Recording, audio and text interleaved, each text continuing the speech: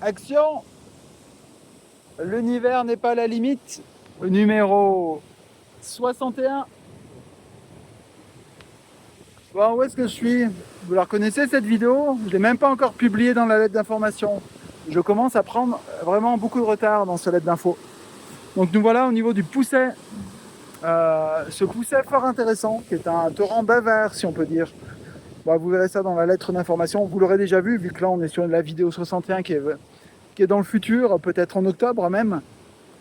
Donc là, ce qui est intéressant avec le Pousset, c'est qu'on voit qu'il y a eu des laves torrentielles assez fraîches, vraiment d'une hauteur importante. Et comme on peut voir, ça va donner. Là, j'arrive, comme on peut le voir sur mes grolles, j'arrive de Fourneau qui va peut-être malheureusement reprendre un second épisode cette nuit ou ce soir. C'est les nuages qui sont en train de se former ITS grand V. Donc là, j'arrive effectivement de Fourneau où ça faisait 70 ans qu'il n'y avait pas eu d'événement de ce genre-là. Et une lave torrentielle vraiment énorme qui a obstrué carrément le chenal dans Fourneau. Et donc, ce qui fait que le torrent est passé dans les rues du village. Et ça a traversé, ça a mis 1 mètre d'eau dans les rues, quoi.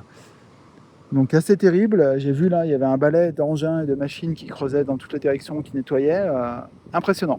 En tout cas, voilà ce que ça donne, ces températures et ces canicules assez extraordinaires. Et comme on voit, il y a vraiment plein de nuages qui se forment de tous les côtés, là, sur les hauteurs du Pousset, sur les hauteurs de Valfréjus, et puis là, sur les hauteurs, ici, on a les Carélis avec le fort du Télégraphe devant. Impressionnant. Je pense qu'on va peut-être encore avoir une session d'orage assez importante ce soir. Donc peut-être que j'irai faire 2-3 vidéos. Sinon, qu'est-ce que je peux vous dire? Vous êtes 76, peut-être 77. Alors là, je vous parle vraiment dans le passé. On est le 1er juillet 2025 aujourd'hui. Bon, c'est pas le nombre qui compte, c'est plutôt le fait qu'il y ait des gens qui me lisent, et puis surtout le fait que moi, je suis content de faire cette lettre d'information et de vous partager un peu ma vision transverse de tous ces sujets. Qu'est-ce que je peux vous dire? Ça faisait longtemps que vous n'avez pas parlé des modèles de langage. Je trouve que les modèles de langage ne font qu'accélérer, notamment sur la production, la génération de code. Ça devient de plus en plus bluffant, je dois vous dire. La qualité du code est vraiment bonne. Il suffit de prompter pas grand chose pour produire du code.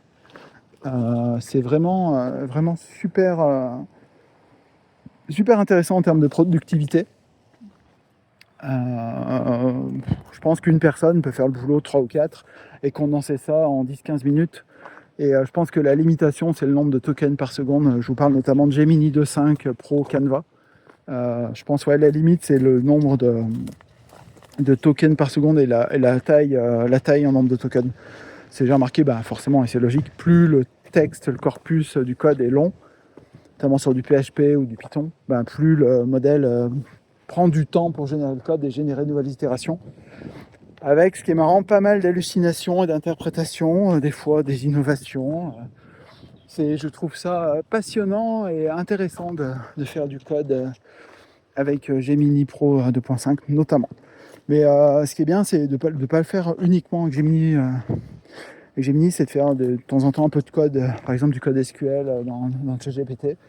Et puis demander une expertise à Claude, qui est bien souvent, je dirais, le meilleur outil de feedback pour du code et de l'expertise. Voilà où on en est, c'est au 1er juillet 2025. Et puis je le fais à l'audio. Peut-être qu'ils écouteront ça un jour. Vraiment, félicitations à l'équipe des Capadio pour cet épisode, cette édition 2025 qui était d'une qualité assez extraordinaire. C'était vraiment cool.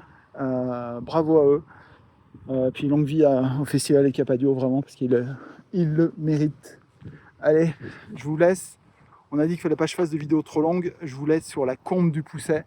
Profitez bien de tout ce paysage. Ma prédiction, c'est que ce paysage va se transformer en Mont-Denis un de ces jours. Ça a déjà commencé, j'étais allé au mois de mai sur la partie droite. Voilà, c'est mieux, j'étais sur la partie droite. Là, il y a un immense glissement de terrain de ce côté-là. Tout ce versant est en train de descendre, on le voit sur les orthophotos de là-haut.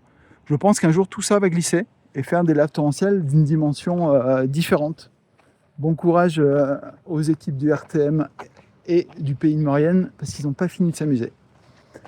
Allez, je vais voir si j'arrive à vous montrer l'habitant que j'ai vu tout à l'heure. Est-ce que j'arrive à vous le refilmer? On va voir, et je terminerai la vidéo là-dessus. Ça fera la petite partie sympa de la vidéo. Est-ce qu'il est encore là? Est-ce que je vais le voir?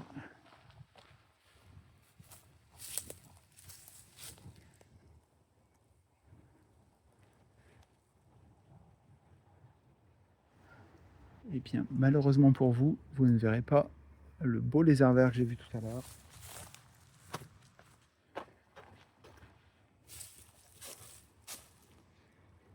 Il est parti. Eh ben, tant pis. Merci de m'écouter, merci de me lire et merci de regarder cette vidéo. À bientôt.